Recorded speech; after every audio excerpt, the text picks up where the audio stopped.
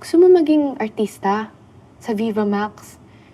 Sinerge ko, kasi lagi ako nanonood ng TV. Sabi ko, Viva Max, mga Viva Films. Sabi ko, oo, gusto ko maging artista.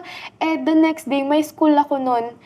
Pero pinush ko pa rin. From Las Piñas to QC, nag-angkas ako para pumunta dun sa manager ko. Unang pasok ko dun, pinakanta niya ako agad. Sabi niya, anong talents mo? Anong mga mo? Marunong ka ba umacting? Iiyak ka dun, hindi pwedeng Dapat hindi ka din mahiyain kasi pagkapasok ko, sobrang nahihiya ako sa lahat.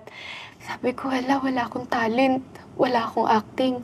Kaya nung after nun, kinanta ko yung lagi ko kinakanta kapag naliligo ako. Yung kinanta ko siya, sabi niya, okay, call kita kapag kapag meron ng project. Then after nun, nag-start ako mag-Viva. 2019. 2019 ka lang nag-start.